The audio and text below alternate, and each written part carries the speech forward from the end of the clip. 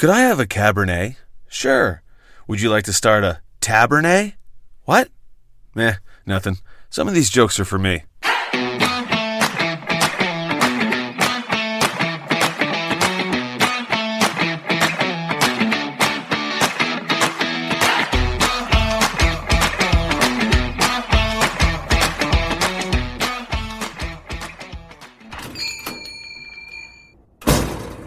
What can I get you? Drunk? Welcome to episode 40 of Behind Bars, Cocktails, and Wasted Nights. I'm your host, Greg. I've been working as a bartender for over 20 years, and over those years, I've seen a lot. My goal here is to share some of those high and low lights with you. Quick warning, this podcast contains sex, drugs, and some language that isn't suitable for anyone under 21 years of age, so you gotta have some ID. Before we get started, you'll need a drink.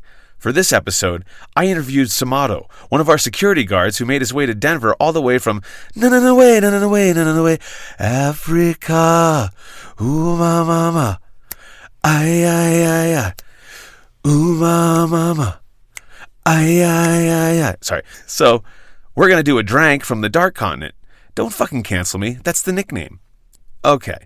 We're going to make the Origin cocktail from Nigeria.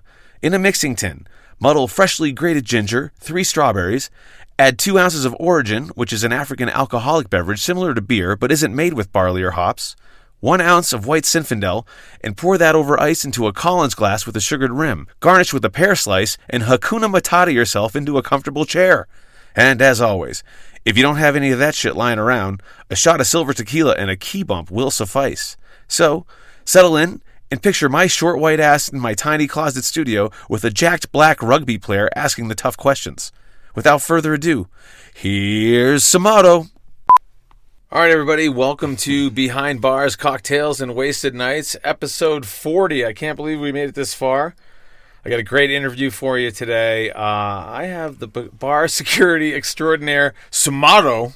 Not a typical name that I've ever heard before in my life. Where are you from, buddy? At all. I was born in West Africa, Liberia to be specific. Holy shit. My mom's from fucking Conakry, Guinea. When I came off the boat, I was speaking like French, Pele, which is the native tongue of Guinea, and oh shit. Okay. I was talking French, Pele, and English, but like I didn't know English that well, so I was mixing all of them in like sentences and I was doing that in like elementary Spanglish, school. like a combo? Spanglish in elementary school. So my parents were like, all right, at home we're going to speak strictly English. Kind of cheated me out of like, knowing my heritage in a sense. Like they didn't even tell me like stories like that, like back in the day. And then I immigrated to the Boston area, and I was in Newton for a little bit. Fucking how are you, kid? I'm doing all right. You looking good, kid? Fucking hey. I'm doing wicked good. I didn't pick that accent up. Thank God. That was never me, because I was the dude, trying to fit in with the cool kids, but also white. Like it was a fucking mosh pit. And so you wound up in New Hampshire? Is that what's going on? Yeah. So I went up in New Hampshire because my parents shipped me off to like a boarding school out there. Which one? Tilton Prep. Okay. I was like, yeah. Did you go to fucking Phillips Academy, Exeter? But I was in Concord for a little bit. My mom moved out there. She got a nice steady job at Cole Garden. She was like working with plants, and that's the majority of where I spent my high school and my elementary school days was Concord, New Hampshire. My dad, he was an accountant. He came over early, and he went to Franklin Pierce University, got his degree and everything. And then brought you guys over? Yeah, and then brought us over, yeah. That's cool. How was the adjustment, man? Like West Africa to fucking New Hampshire. I was young, so I was like 3 years old. You were able to adapt quickly? Very quickly. I was an aggressive young kid. I was actually a really bad kid. What'd you do? Give me some. I was a bad kid too, so I enjoy this shit. Okay, so like book fair, you know, stealing something anytime it came around, because like we were low income, didn't have the bread. Okay. So I see everyone coming out with all the catalogs and everything, and I actually have a funny, kind of embarrassing story about that. Let's hear it, because you know what? You just said you're a bad kid and you stole shit, but then you like stole it for the right reasons, so you're really not that bad of a kid. Harry Potter was fucking lit, and I wanted to adventure in the magics and the mystics, so I took, I think, the whole pack. It was like the Harry Potter like Sorcerer's Stones, fucking all the Chambers shit. of Secrets. It was a pack, so I just grabbed it, put it in my locker, and then I go to recess, no one caught me, and then I come back, and my locker is fucking open. I'm just like, wait, what the fuck? What's going on here? And everyone's just like staring me down. I'm just like, all right. So I try to go to my next class. I think it was like history class or something. And Mrs. Hastings, she like pulls me over to the side. She's like, yo, come with us. And she gets the principal, and there was like not a principal, but like literally someone assigned to give you detentions. Okay. Like a big like a ass docent, like an RA. Like, almost like a security guard. Like, I didn't know what he did. He was like an advisor. But anyways, he's there. I'm just like, oh shit. And we were buddy, so, because he knew I had a rough like back home. And he's just like, hey, so can you explain all this? Like, where did you get all these books? Like, they're still in the plastic. Like, I don't see a receipt. I'm just like, I don't know.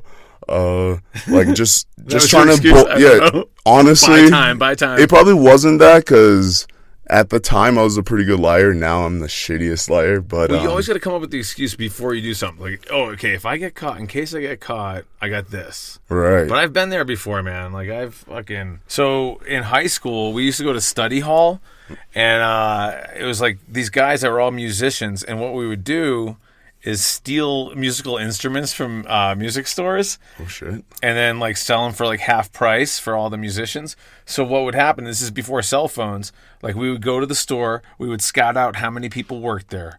Okay, there's 5. All right, I need a drummer to occupy the drum guy. I need the bass player. I need me. And then I need somebody to call at a specific time. Occupy everybody.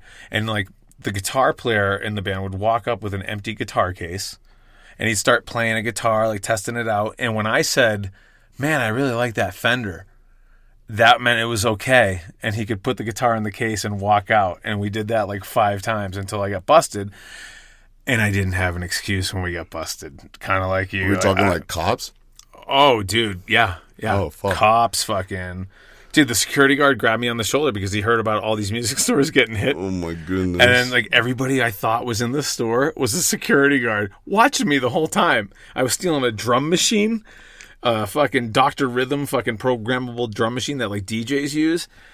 Dude, he put his hand on my shoulder. He's like, come with me. Dude, I started farting uncontrollably because I'm like, I'm so fucked right now. And, yeah, it busted me, dude. I did not have an excuse. Stomach dropped. Oh, stomach dropped. I was just like, it was hilarious, dude. Machine gun. Oh, my goodness. Yeah, but I didn't have an answer. I'm glad that that passed, like that happened when I was in elementary school, before I got into my adolescence, yeah. And I got squared away, but fuck, dude. And you were an athlete, right? Yeah. I got into athletics in middle school. Started playing AAU basketball, AAU baseball, and football. There wasn't any AAU. It's the Northeast, so we're not like Texas, And I just started playing like youth football because I wanted to be a quarterback, but the head coaches were like, nah, you're going to be a wide receiver, kid. Like, just fast as fuck, good hands. Straight up, no, they straight up fucking saw me as, the black, like, tall, fucking lean cut that I am, and he was like, yeah, you're going to be a running back. Like, you can juke.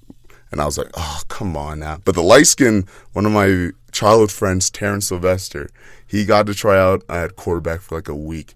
Shit the bed and everything. I was like, I can throw better than that dude. But it never worked out. But I got into my my athletic peak late. Probably, I want to say the summer before 9th grade. Like, everyone thought I was just trash at sports. It wasn't even that. It was just my body didn't catch up to like what you wanted to be doing. Yeah. And summer before 9th grade, hit it hard, started like learning like the mental aspects of sports and how you can manipulate the other individual. It's like a chess game. Eye of the tiger. Yeah, and I just fucking fell in love with that. As a wide receiver, like going one-on-one with a DB and like fooling him left and going right, I really nurtured into the position, and it wasn't even the coaches too. Like, I had, like I said, it's the Northeast, so these coaches are just trying to keep their jobs for the meantime. So it's up to you to figure out like the instinct part of it. For real. Like, dad wasn't helping me out, but And I never really got into like the YouTube age, like watching mad videos on YouTube. I was just into music, into 90s rap especially. But So you listen to the rap to get you psyched up for the game kind of shit? yeah, exactly. And I think it's because of the 90s rap that I could juke.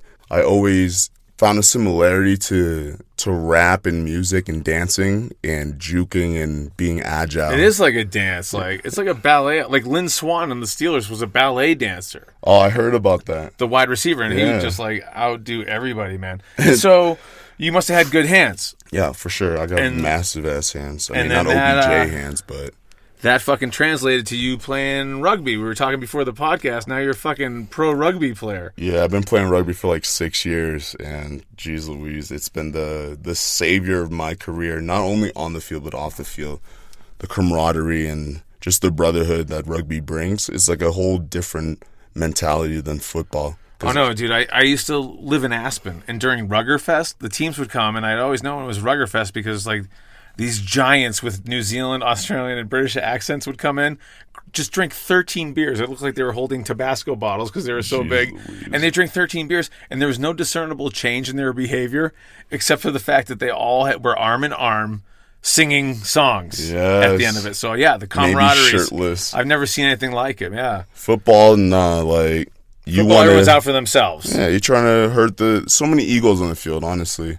And once I stopped playing college football, I went D2 at Southern Connecticut State University, which is in New Haven, Connecticut. And after I discovered that, hey, all this politics, like they're not picking players just because they're good.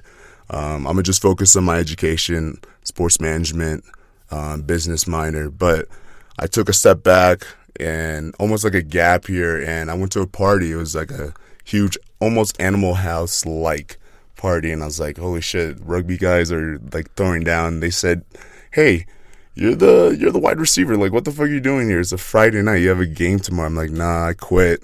And like, oh shit, have you ever tried rugby?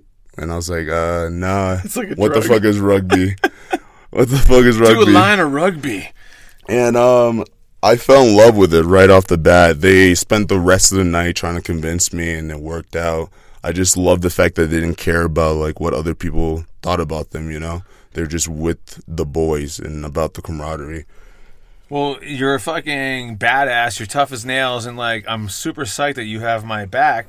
We work together at the bar currently in Denver, so if shit goes down, I got a football player and a rugby player that's gonna fucking crack a skull if anything happens. And I'm like super grateful, but I'm like really curious. I got a 2-part question for you. Like, how did you get into the bar biz doing security? And also, that kind of plays into the next question. When did you do your first line? Oh God. First line. I'm gonna address that question first. Through rugby, after playing with the college team for a minute and getting into the men's club level.